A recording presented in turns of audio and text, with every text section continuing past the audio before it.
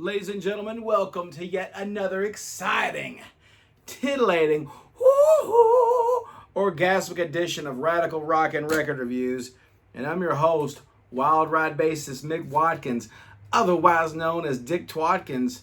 And tonight, I thought we just kind of hang out a little bit, see what's up. I know it's been a while. Thought tonight we'd hang out, and I'd like to share something with you that I ordered online. Tonight I'm going to do a little vinyl unboxing of two albums that mean a lot to me. Two albums that in my personal history had huge impacts on me.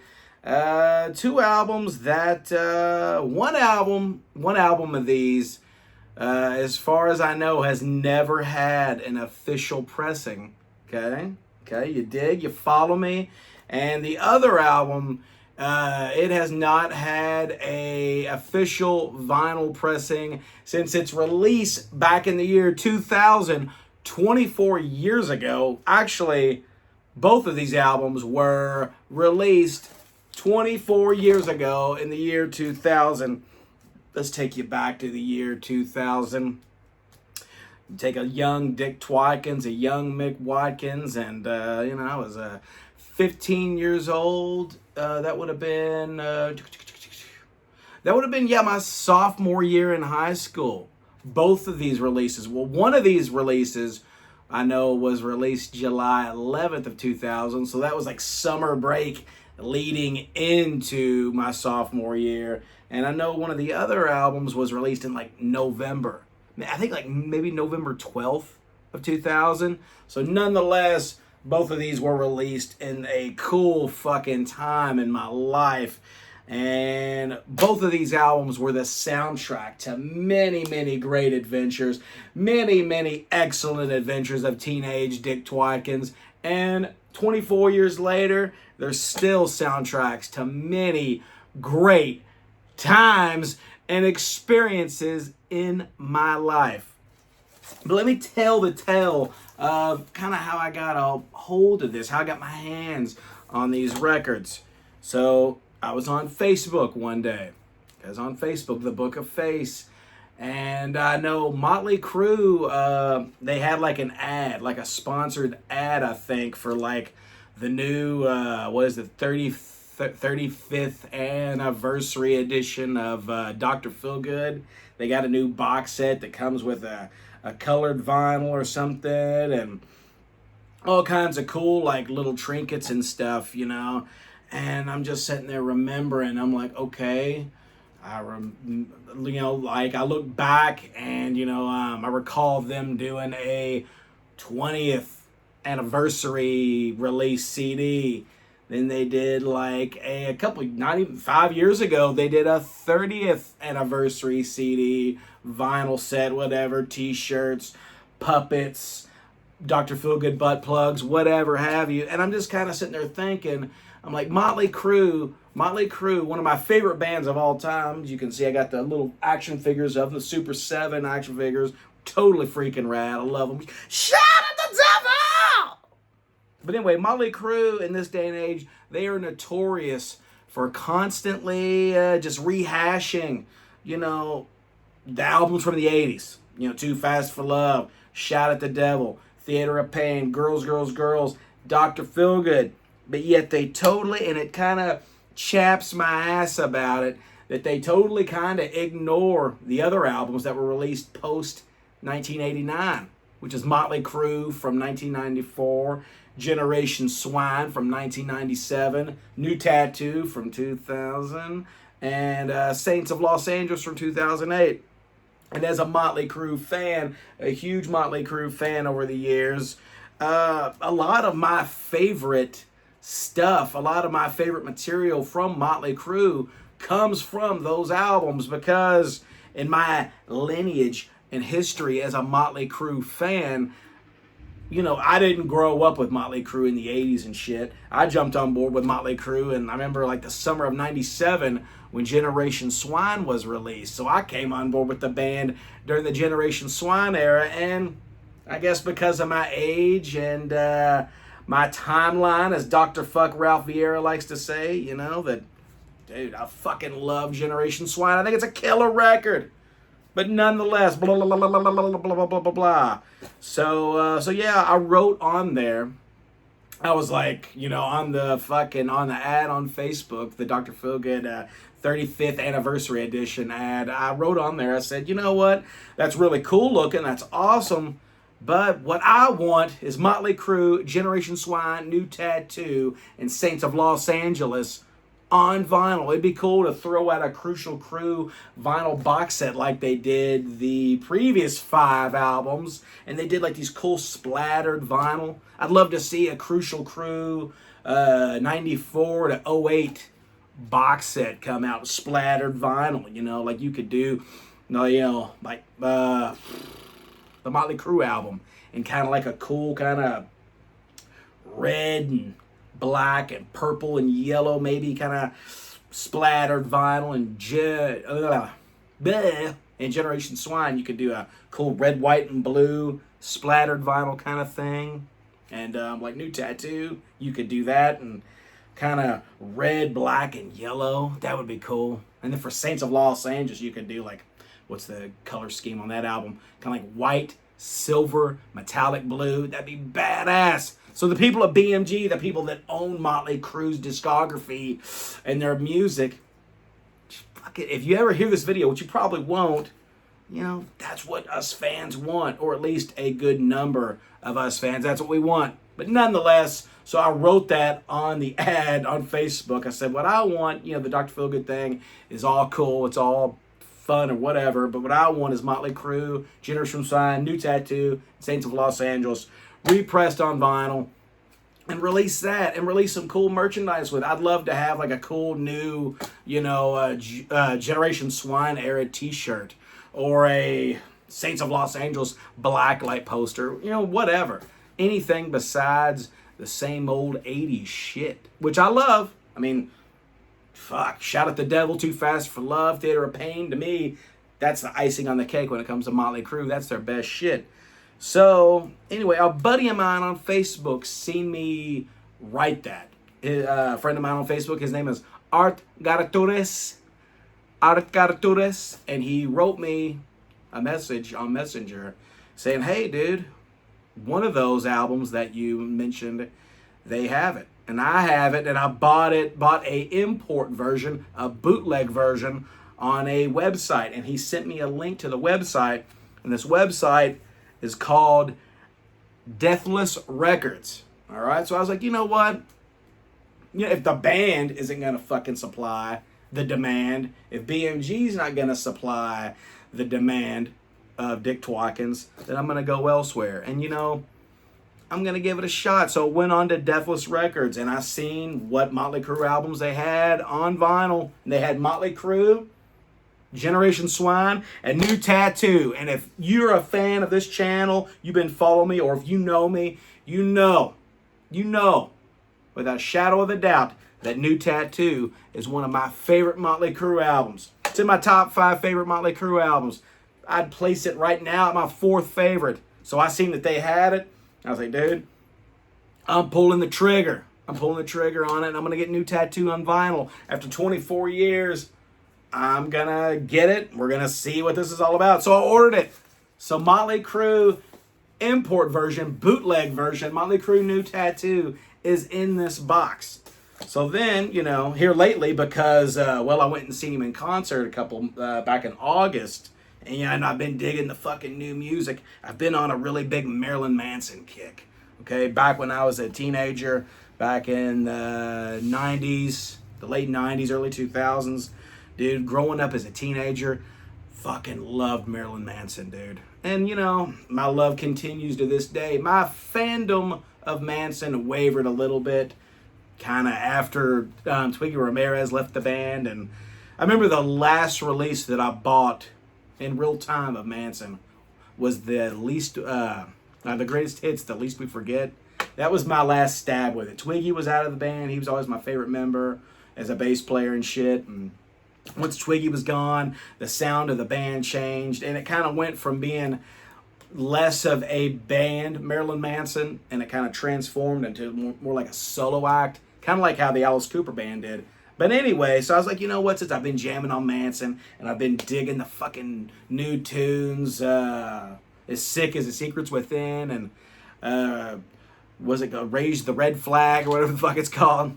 So since I've been digging those songs, and me and my esteemed colleague, John Bon Joey, Joey Dildoey, Joseph Barnes, we went to Cincinnati and seen Manson open up for Five Finger Death Punch at Riverbend. We left, once Manson was done, we left. We didn't even stay for Five Finger Death Punch. Dude, what a killer performance. So Manson's back. So I've been on a full-on Marilyn Manson kick lately. It's really one of the main bands I've been listening to lately. So I was like, you know what? Just curious. I'm going to go on Deathless Records after I added Mötley Crüe New Tattoo to my shopping cart. I said, I'm going to go on there and see what Manson they have. And they had, they had Antichrist Superstar and Mechanical Animals, but those were sold out, okay? But then they had this one. The one that's in this box, and that was available. So I was like, you know what? Fuck it. I'm going to pull the trigger, and I'm going to do it. So in this box right here contains from Deathless Records from Goodyear, Arizona. In this box contains import bootleg versions of Mötley Crüe New Tattoo and Marilyn Manson Holywood, both released in the great year, in the year 2000.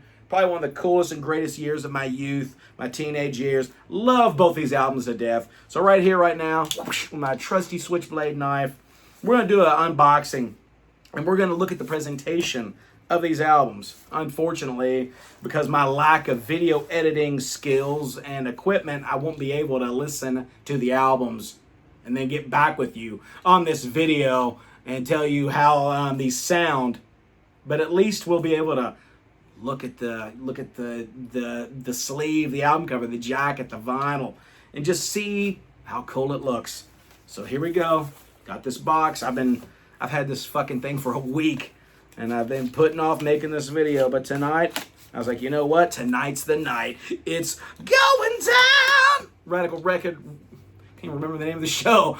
Radical Rocket Record Reviews. Dick Twikins is coming out of retirement, and we're gonna have some fun. We're just gonna hang out tonight, you know. And we're gonna open this up. Without cutting myself. There we go. Okay.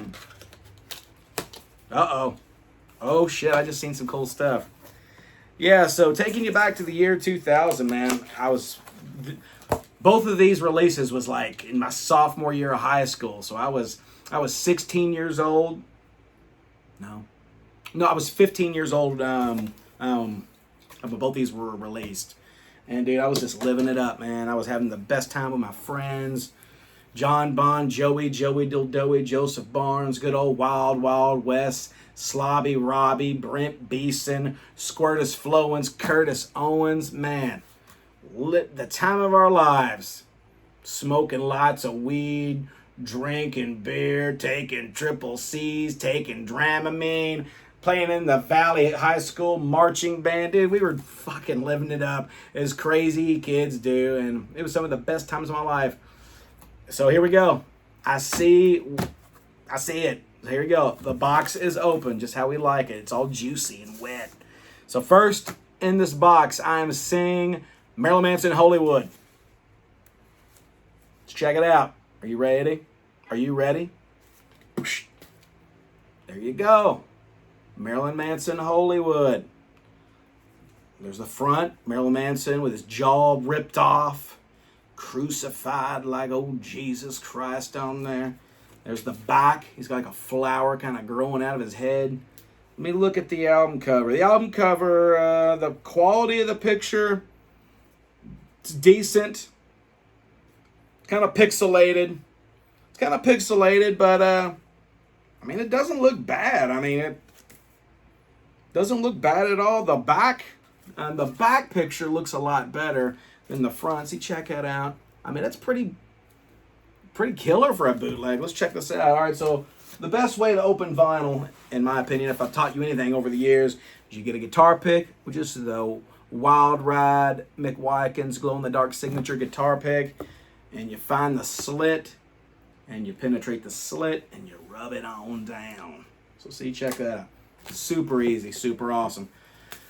So we're going to take the shrink wrap off, and we're going to see what this is like, what the quality is like of these. Like I said, unfortunately, I won't be able to listen to these, but I can just show it to you. All right, so the album cover, pixelated. I mean, you know, you can tell that they took the CD booklet and blew it up and printed it on a CD jacket or a record jacket. But dude, I'll tell you what, it's very slick, very glossy. Check that out. From DeathlessRecords.com, Marilyn Manson Holywood, released in the year 2000. It's pretty freaking cool looking, man. Look at that. Not bad. It's not a gatefold. Single sleeve. It's got all the cool songs. It's got God Eat God. Dear God, do you want to tear knuckles down and hold yourself? It's got the love song. Do you love your guns? Yeah. God, yeah. Government, fuck yeah. The fight song. I'm not a slave to a God that doesn't exist. It's like if Brian Johnson was singing for Marilyn Manson. Disposable teeth, we're disposable teeth, we're disposable teeth, we're disposable. Love this album, dude. One of my favorite Marilyn Manson albums. It's that Crucifixion Space. President Dead is clueless, and he's caught in a headlight police state. Got it as skull stained glass. All kinds of cool songs, and it's a double record. I'm gonna pull it out. Pull out method. Hang on. So it's in a kind of a cool polyline sleeve. Or side. Oh, I think it spells out Adam, which is like the main character in the album. So side A or side D. Nice polyline sleeves. That's cool. And look, ooh, comes on it's pretty thick. Almost feels like 180 gram. Comes on a cool bright red vinyl. That's pretty killer. I dig that. Man, that's neat. Hell yeah. That's, we got that. Hopefully it sounds good. I mean, I know that this is probably basically just the CD, you know, maybe remastered for vinyl. I don't know. Somebody's basement, or maybe they have, I mean, they don't have the masters. So they probably just took the CD and remixed it for vinyl, and, you know, however they fucking make bootlegs. I don't know. And so, yeah. Oh, yeah. All right. So it does spell out Adam. Side A, D, and then this is side A and M. So that's cool. I mean, I bet that's how the original official pressing was like. And look at that. It's comes on a kind of a blood red vinyl. It's pretty fucking rad looking. Hope this sounds good. Hope this sounds. I have to throw it on the little turntable and see what's going on. Throw it on my Pioneer turntable that I got over here. Oh, see if it glows in the black light. No, not really. All right, so we got that. You know, presentation-wise, it looks cool. I mean, it looks pretty awesome. Oh, and it's got an insert. Oh, it's cool. It's got a little baby mini insert. It's kind of neat. On the front, I guess, it's got all the cool tarot cards that were in the original CD booklet for Holywood. Such a good fucking album, man. I know Marilyn Manson, recently I was reading an interview with Marilyn Manson from a couple of years ago, I think 2017 or 18, and he stated that he believes, he thinks this is his best album, and he says that this is his favorite album. He says, this is pretty much me at my peak in the career of Manson. And then you go on the back, it's got like a little baby skeleton. It's got a picture of Manson live, killing it on the Hollywood tour. I wish I could have seen that tour, dude. I remember they were on Ozfest 01, and I was wanting to go so bad, but being 16 years old and having no fucking money, I couldn't make it. There's Manson, like the Mercury symbol on his forehead, the bald with the gun and the sheep. It's pretty cool, man. Pretty good presentation for being a import. You know, I'm not even going to call it a bootleg. I'm going to call it a counterfeit. So that is Marilyn Manson Holywood. Like I said, pretty fucking rocking album. Good stuff. Let me put it back in there. So yeah, you know, I'm impressed. You know, I mean, I would love for Marilyn Manson's albums to officially get re-released. They could make like, I mean, like Interscope owns the rights to make like Manson's discography. Nothing Records, Interscope Records, and whoever has the rights now, they can make a killing off of official pressings, dude. And I wish they would, and I think they will eventually once all this kind of, because Manson over the last couple of years he got canceled, which fuck the cancel culture. You can't cancel shit. But Manson went through all these fucking lawsuits with what's the chick that he was married to, like Evan Rachel Wood, and all kinds of rape and allegations and crazy stuff and abuse, whatever it was. So I don't know, maybe once all that stuff cools down, maybe Marilyn Manson's back discography will get a reissue campaign. But until that happens, I am quite satisfied with this. I just hope it sounds good, you know, and this is cool. This is a great album. One of my, it's up there. It's probably my third favorite Marilyn Manson album after Portrait of American Family and Antichrist Superstar. Then I probably rate Holywood. I might even like this better than Antichrist Superstar. I don't know. That's a tough one, dude. So yeah, there it is. Pretty impressed, man. Pretty impressed. It's pretty cool. All right, so now here we go. Another, dude, this album, fuck. Just like Holywood, man, this album back then in 2000 was a huge soundtrack to my life. I remember being so fucking pumped when this release was going to come out, because I was full balls deep into Mötley Crüe fandom. And I remember, was it 99, like Tommy Lee leaving the band, you know, because he wanted to pursue a rap career and he wanted to be a rapper and all kinds of shit. And at the time, dude, I still am. But I was a full-on fucking rock and roller, dude, and I hated rap music. And I still can't stand rap music, you know. I hated the whole fucking, just the whole culture, the gangster culture and shit that it had around it. And, you know, I don't know. I was kind of insulted that Tommy Lee would want to leave such a badass, cool band like Mötley Crüe to fucking Methods of Mayhem and all that shit. So I remember whenever, like, you know, Nikki Sixx said in some interviews after they announced they were getting former Ozzy Osbourne drummer Randy Castillo, you know, Nikki Sixx was saying, you know what, the last few releases, Mötley Crüe and Generation Swine, you know, we've done some experimentation, but on this next one we're going to do, we're going back to basics. We're going back to the true sound of Mötley Crüe. And in my opinion, that's absolutely what they did. And yeah, this is my favorite Mötley Crüe album post the first three. Too Fast for Love, Shout the Devil, Theater of Pain. My fourth favorite Mötley Crüe album.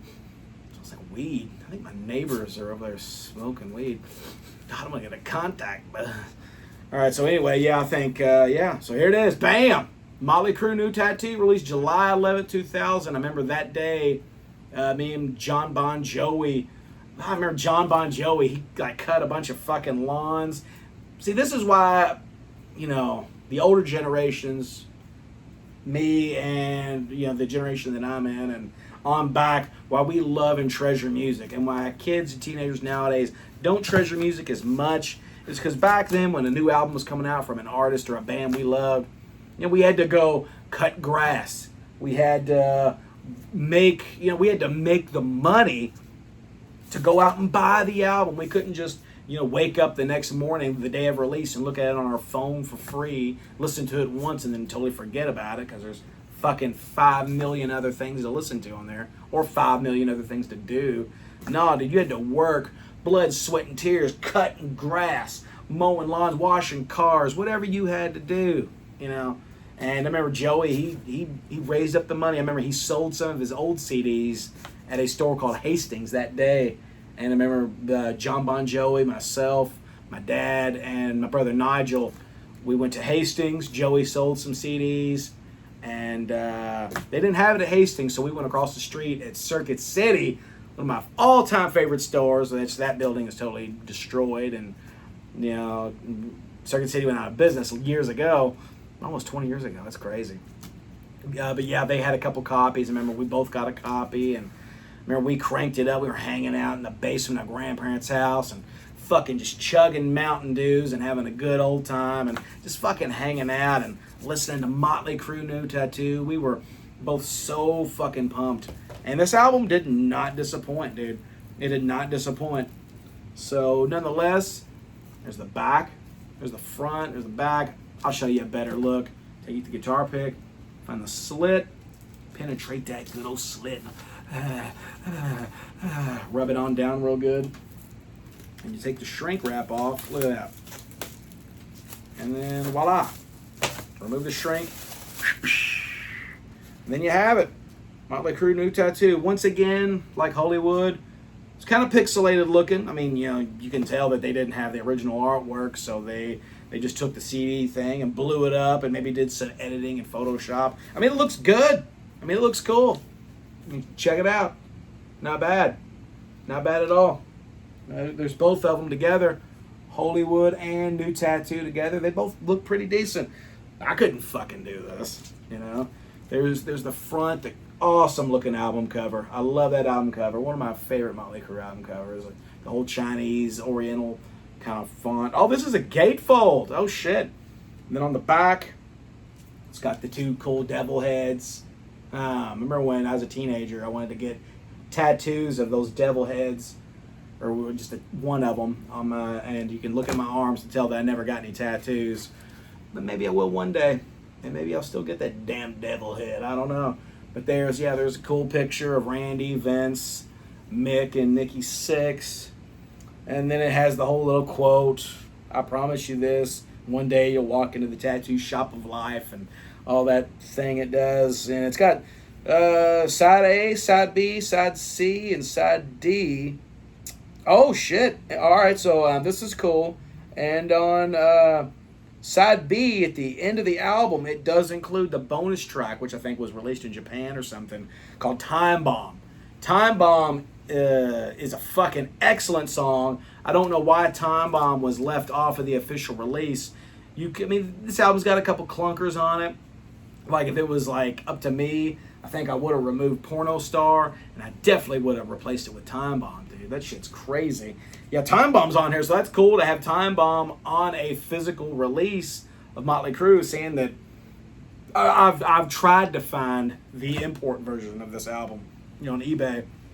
And it's kind of almost impossible to find for a cheaper price. I'm not going to fucking pay crazy money for it.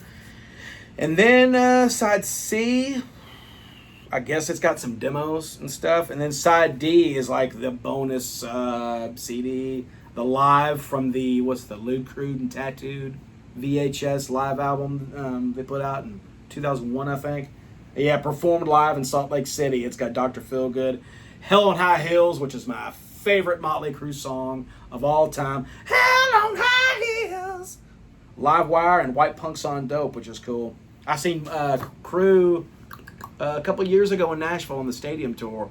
I think it would have been in 2022. And they actually did White Punks on Dope. That was fucking cool. They did in the little cover song medley.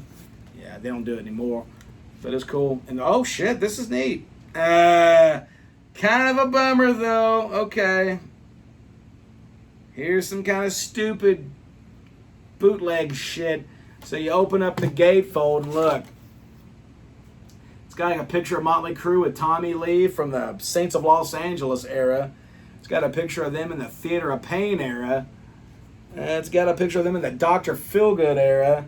Another Saints of Los Angeles photo. And then it's got a show bill from the new Tattoo Maximum Rock tour.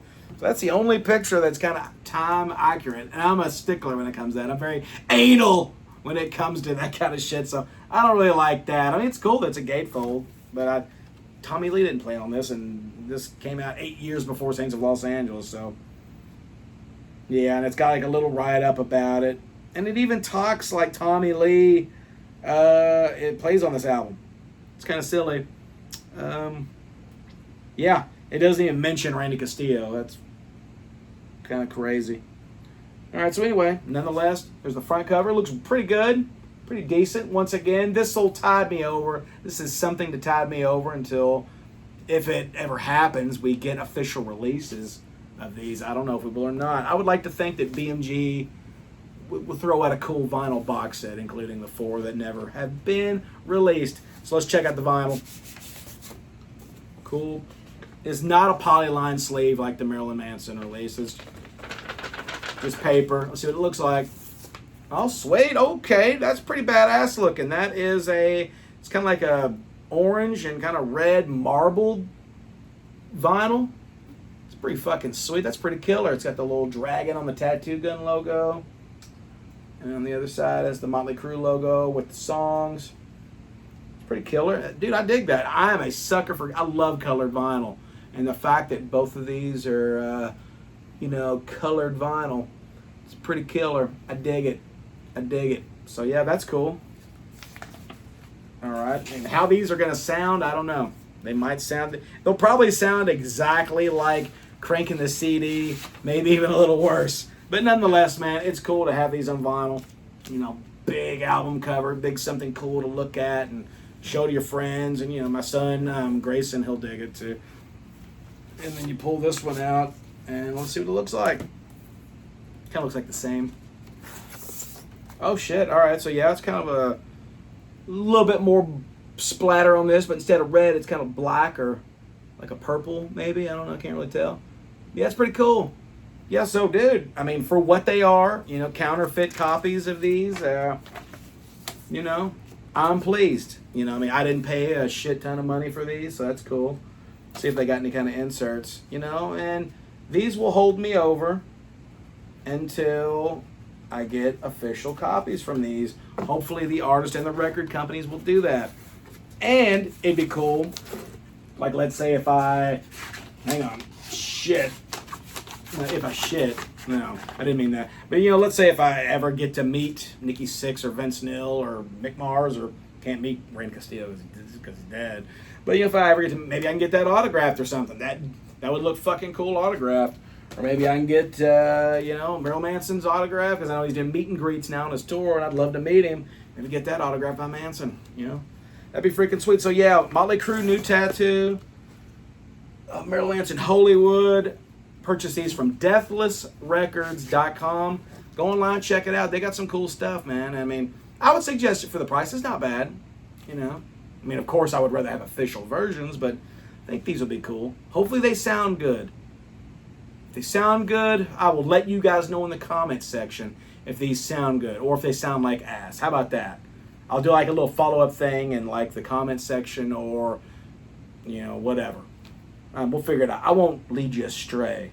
I'll only keep you on the right path. But yeah. So yeah, cool. Mötley Crüe, new tattoo. I love it. One of the most important albums of my youth, my teenage years. Hell in High Hills, my favorite Mötley Crüe song. You Treat Me Like the Dog That I Am. Fucking awesome. The title track, new tattoo. Love it. Drag strip, superstar. She's got a tight fit. She's gonna make it fun. Love it. First Band on the Moon. Awesome song musically, lyrically. It's kind of stupid, but whatever. I don't listen to, Mötley Crüe for great lyrics and shit. I listen to Mötley Crüe just to party and to rock out and to feel good and to have fun. So I don't care. She Needs Rock and Roll is a badass song. Punched in the teeth, banana, teeth by love, punched in the teeth by love. That's a cool song, and supposedly that was written around the same time as Decade of Decadence, along with New Tattoo. So that's kind of like, what maybe the 1992 or 1993 Mötley Crüe album would have sounded like had Vince stayed in the band. Hollywood Ending's awesome. Fake, you're so fake. You're a dirty little bastard fake. You're always so blasted fake. Jason Voorhees. Porno Stars, kind of weird. Probably the worst song on the album. White Punks on Dope. We're white punks on dope. I'm dope. Pretty cool fucking song. I dig it. So yeah, there they are, guys. From deathlessrecords.com. Mötley Crüe, new tattoo, and Marilyn Manson, Holywood. If you're interested, give it a shot. Check it out. Let me know what you think in the comment section down below. Down below. Remember this? We haven't done this in a long time. Oh, yeah. Down below. Oh, yeah. Oh, yeah.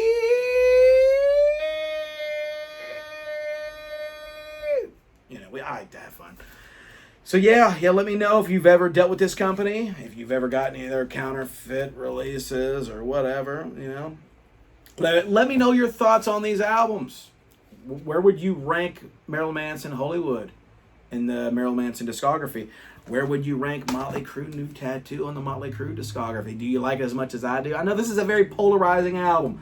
A lot of people love this album. A lot of people think it's the worst, which I don't fucking understand. I don't get it. I think this buries fucking Dr. Feelgood. I think it kicks Dr. Feelgood in the nutsack. Because that's my current, probably least favorite Mötley Crüe album. So guys, thank you for joining me on this little exploration of some bootleg counterfeit vinyl that I bought. It's been a while and I just wanted to hang out and talk. Hopefully I can keep the videos churning. Until next time, guys, I will see you. Keep rocking. Have a good time and keep cranking up the good tunes. And check out my band Wild Ride, WYLDRYDE.